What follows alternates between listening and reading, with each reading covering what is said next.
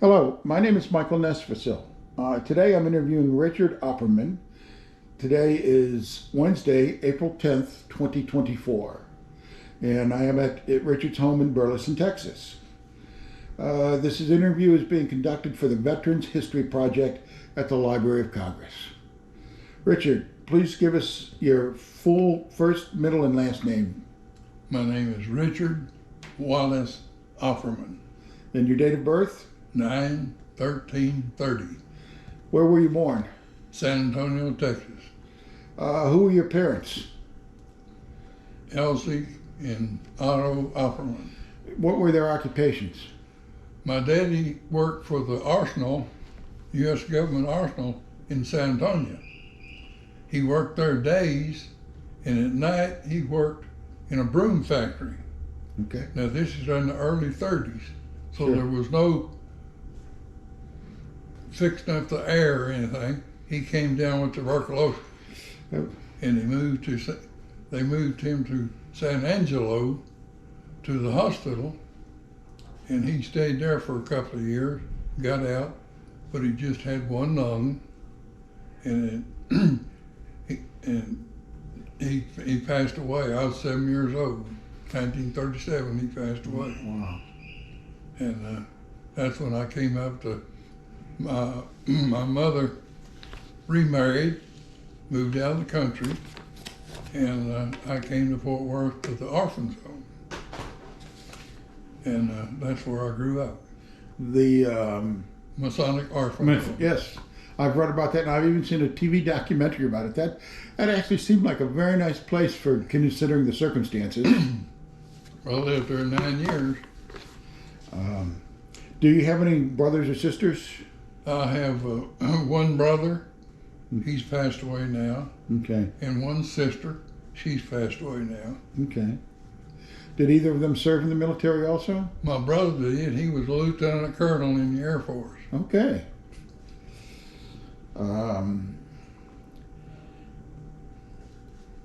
So your primary and secondary schools, you went to the Masonic I went school. through high school there, Yeah.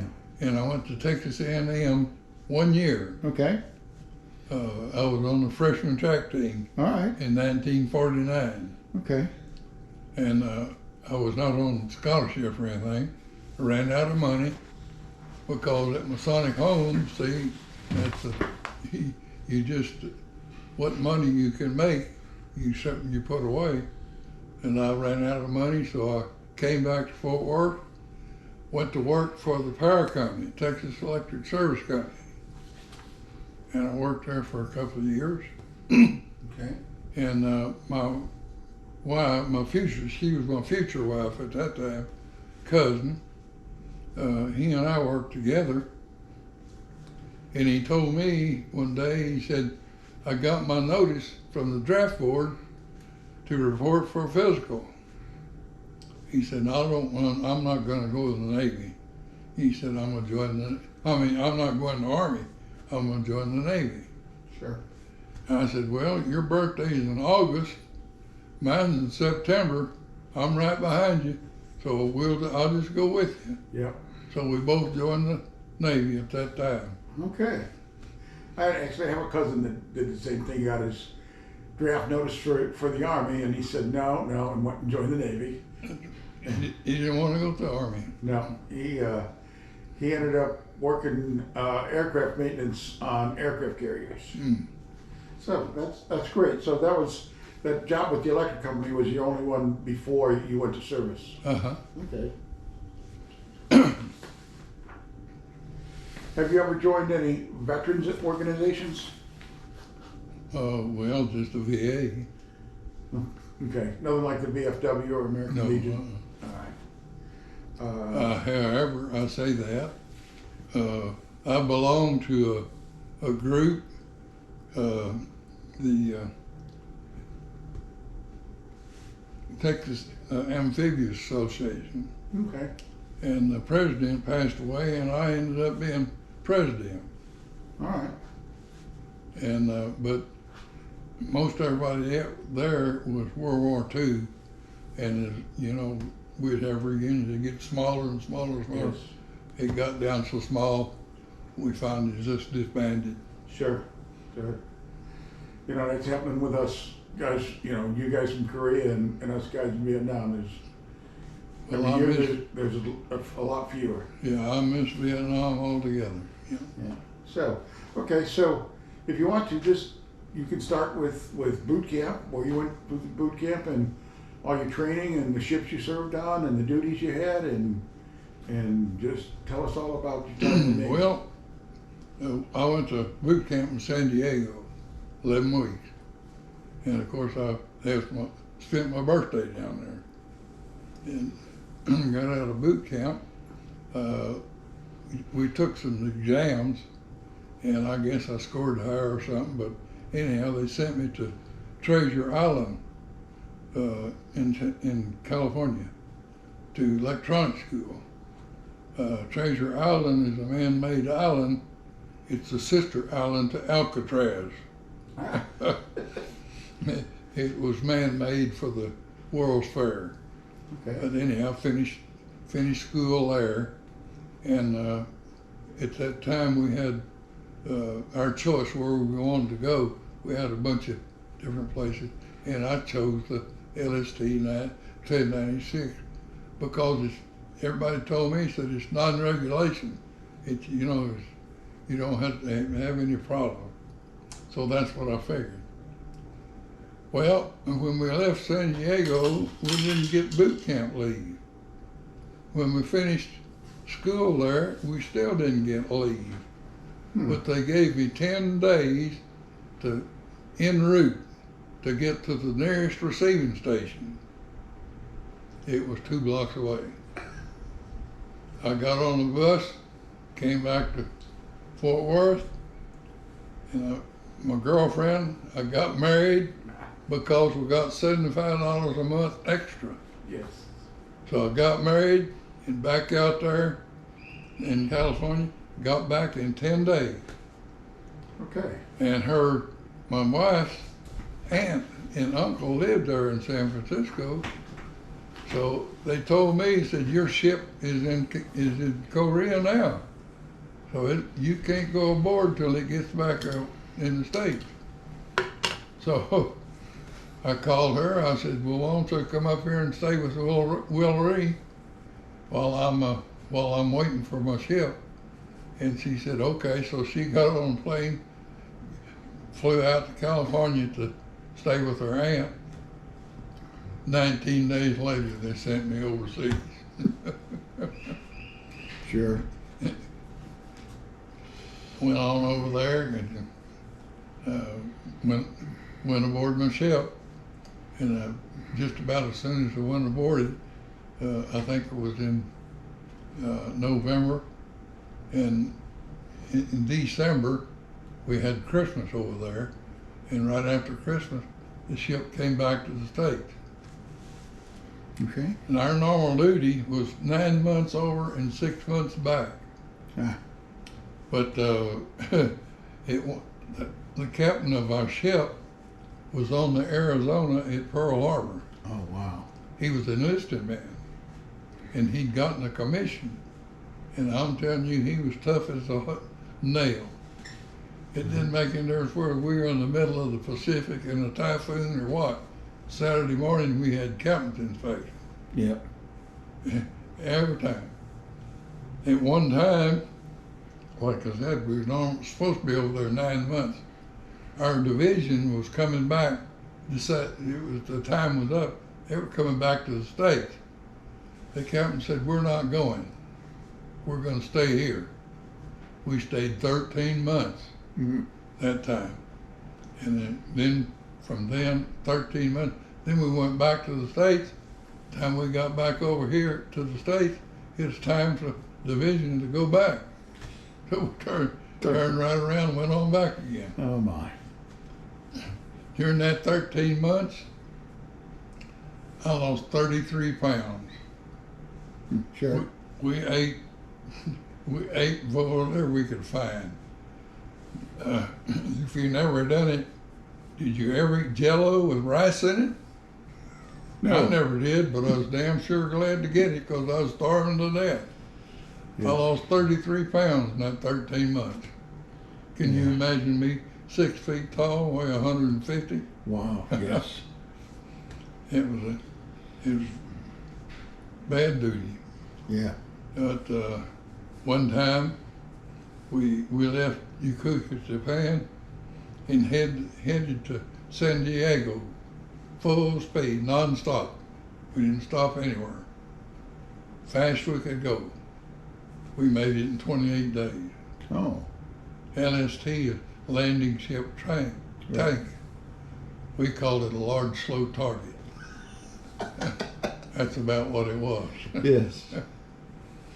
We had a little island called Chodo up on the west coast of Korea. It was a British helicopter rescue squadron up there.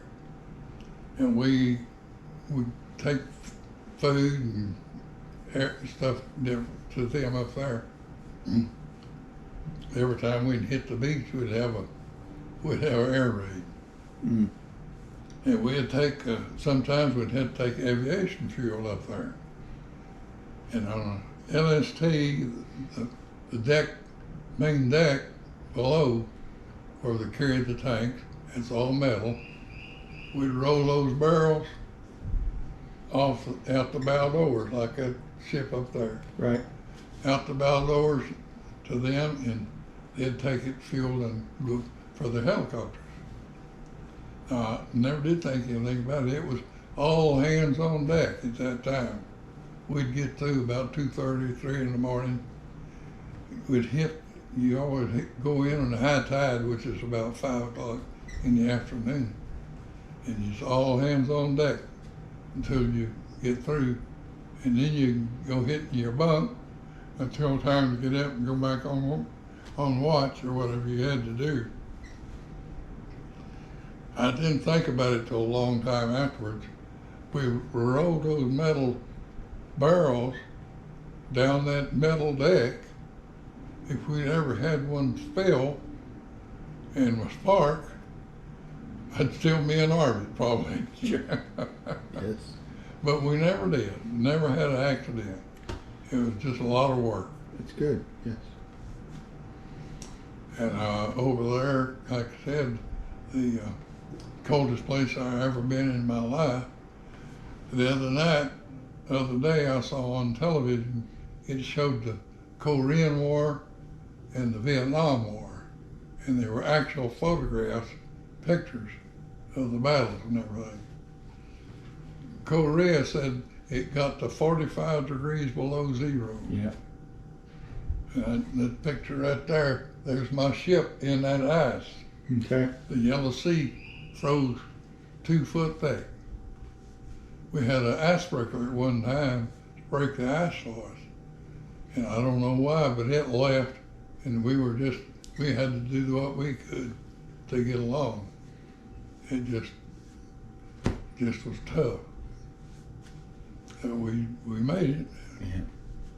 One time, we was getting ready to hit the beach and unload. I don't remember whether it was troops or I don't think it was the tanks. I think we took the Marines in one time.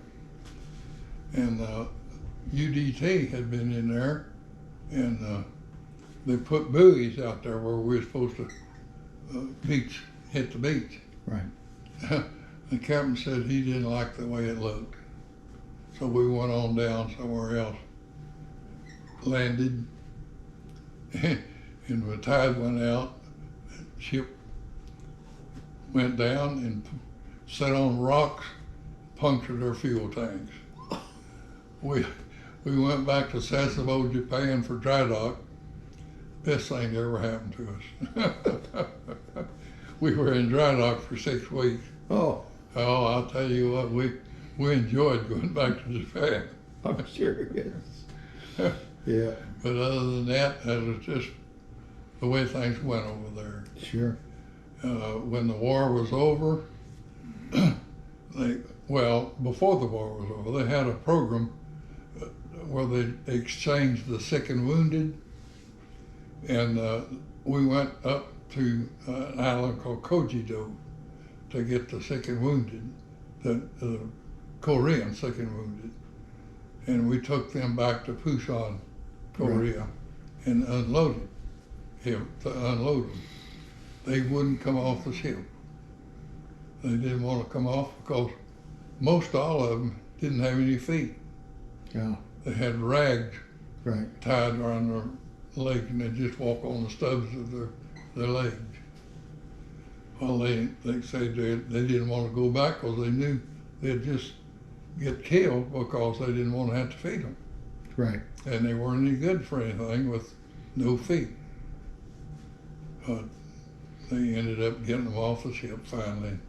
We had a hard time with that. Sure. And then when the war was over, we went to the island and picked up the prisoners and returned them. They built what we call chicken coops up on the main deck of the ship. Of course, they were down below on the tank deck, Right. and up above in those chicken coops. And we had to feed them rice. It was on there about 3 days. They had big old barrels of rice, and they just boil that rice and fix it, take it down there, and just roll it up and eat that rice. And I still can't eat rice. In fact, we had rice today for lunch, and I told them, don't dare put that on my plate. I can understand. I know it's all mental, but Yeah. Still. one time I did eat some rice. I don't remember what it was, but anyhow, I got sick to my stomach that night. Sure. So I don't think I have ever eaten rice since then. That was a long time ago, too. Sure. But I can understand. So, you want to talk about some of your pictures and have me? Well, that's a model of my LST, the ship I was on, the 1096. All right, let me stand up and I'll move the camera so I can get a shot of that. Like I said, I was the president of the LST Association, Texas LST Association. Okay. And one of our members was a fellow from Louisiana. And the memorial ship, you know, they brought a LST back from Greece. Can I help you? Well, I'm not sure. Let me try to get. This is it. I have a bad hip. I've had both of mine replaced. Well, my doctor keeps telling me I'm going to get one. I just can't get started. There we go. Okay.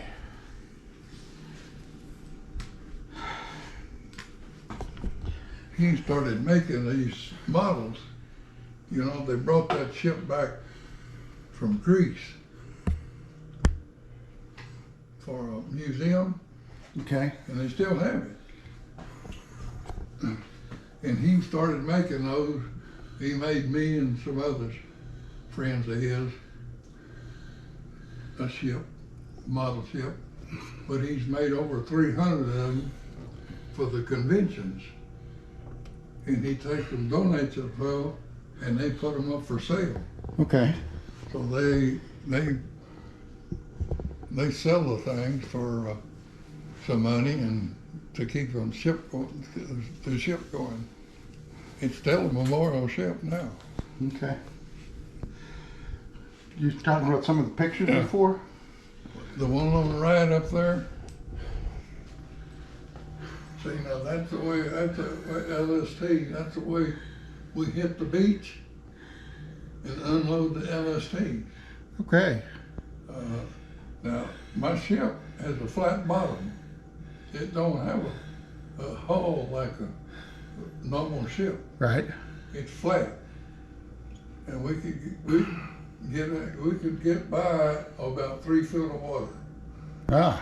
So we could go right on in to the beach, you know, and open the bow doors, drop that ramp, and the tanks were down below. It's just like a floating warehouse. Right. And up above, on the main deck, up above, we had trucks, vehicles. Ah. And there's a ramp up in the main deck up above. You'd lower it down, they'd drive right out that door. Okay. And this is all of your awards and medals? Oh yeah, that's whatever they are. Oh, come on.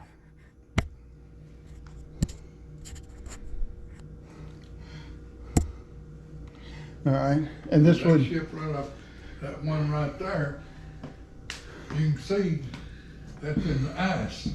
Yes.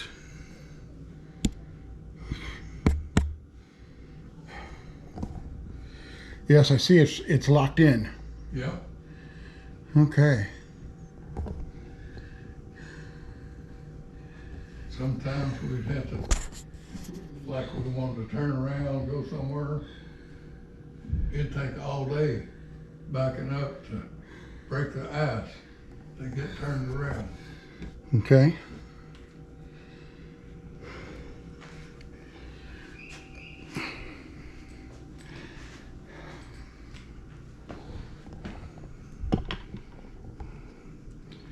LSTs they're heavy. They can break the ice just getting on top of it. Oh, yes. But like I said, it doesn't have a hull like a normal ship. Right.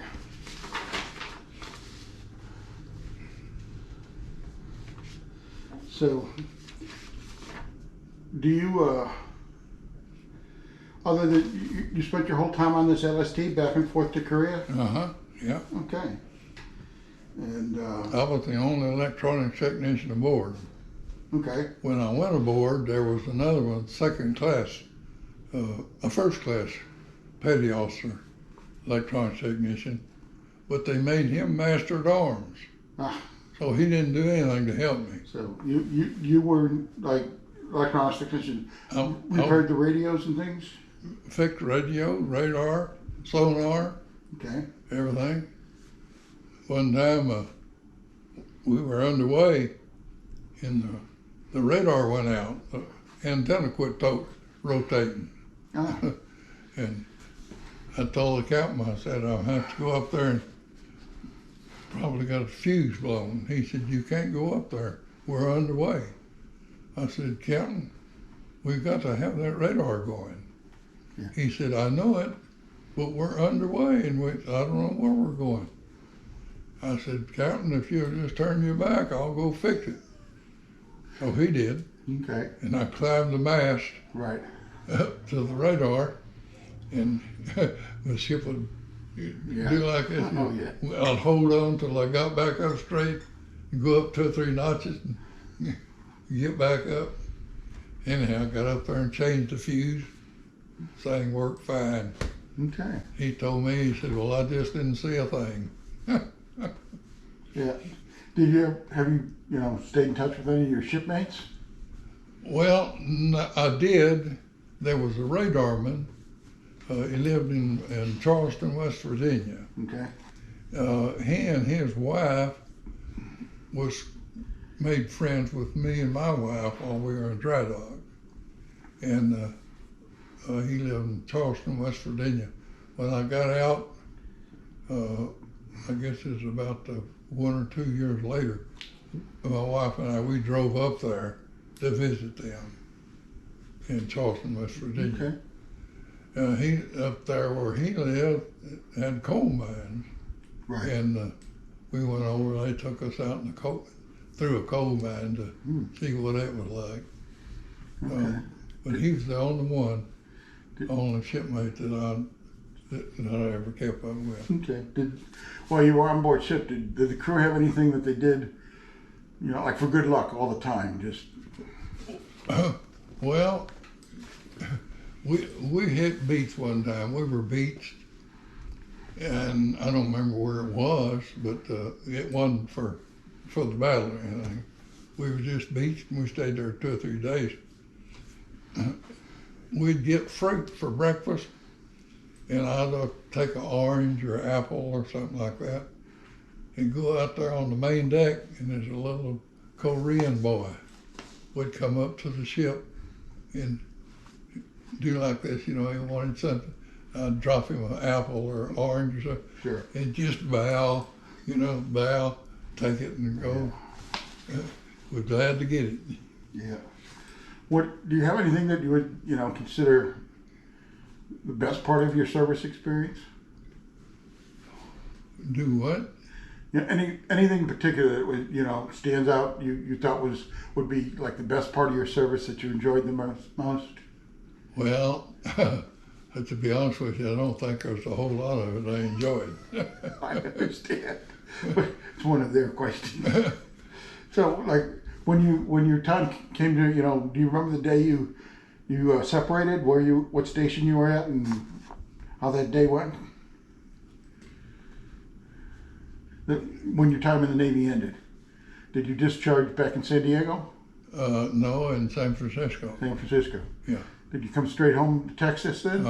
Okay. Yeah. So when you got back, any problems adjusting to civilian life? Oh no, I didn't have any trouble. In fact, I ended up going back to work for the power company. We when it was time for discharge, there was 4 of us, and due to get discharged. At one time, we had a yeoman who had married a Japanese girl.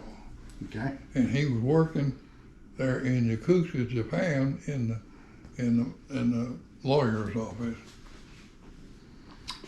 So we went up to see. They told us we was going to go get on an LST and go back to the States.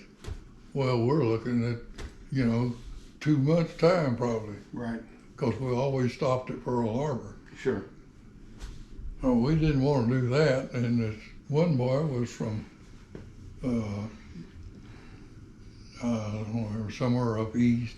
Anyhow, his wife was pregnant and due to deliver the baby almost any day. Wow. Yeah. And the Red Cross wouldn't give him permission to fly, so he couldn't hardly wait to get out and get back to the States.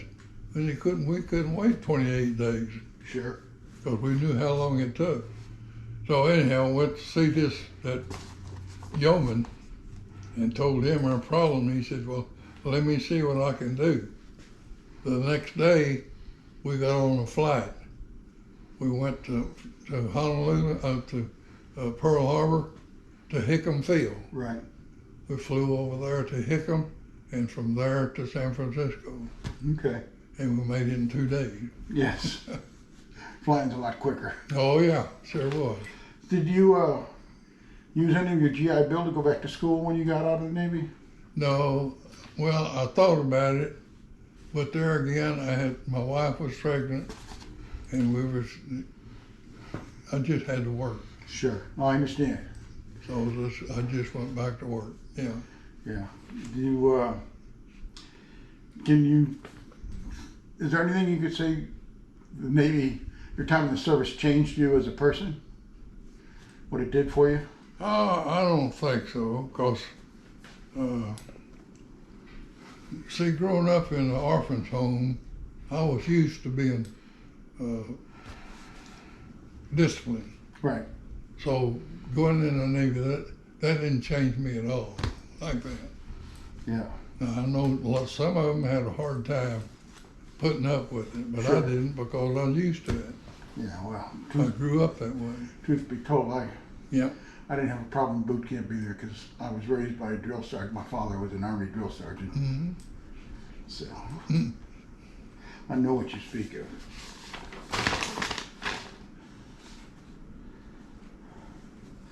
So, let me see.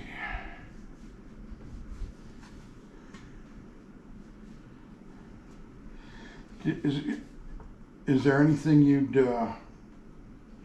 like to say, like in conclusion, that you know, anything you always wanted to share about the service, but you never have? No.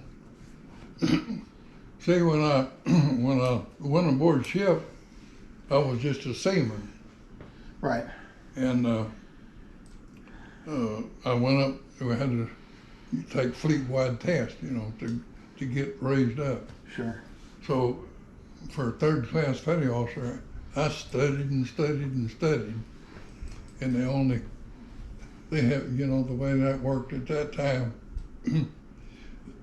They'd say they only had room for, say, 300. Right. Well, the 300 top scores would Yeah. get them. Right. Anyhow, I didn't score high enough, and I didn't get third class. Well, so wait 6 months, did it again. That time I didn't study at all, passed it, and got third class, and got ready to get out. It was time to get out. He was getting ready to have it again. And the captain says, "Are you going up for second class?" I said, "No, Captain, I'm getting out. I don't need to go up for second class." He said, "Oh, you should." I said, "No, I'm getting out." Well, he recommended me for second class. So I took the test without testing or nothing, and Well, got second class. that happens that way I sometimes. thought later how stupid that was not to even try, because with going through receiving stations and everything, second class and above didn't have to work. Yes. Yes. Besides that, I got extra money when I got discharged. Yes. Yeah. Well, I appreciate all your time, Bill. It's been a great interview. Or Richard, I'm sorry. Tells you where my. Sometimes I think I'm losing it too. So I appreciate all your time, and I will call this interview concluded, unless there's anything else you would okay. like to say. Well, I enjoyed talking with you. All right.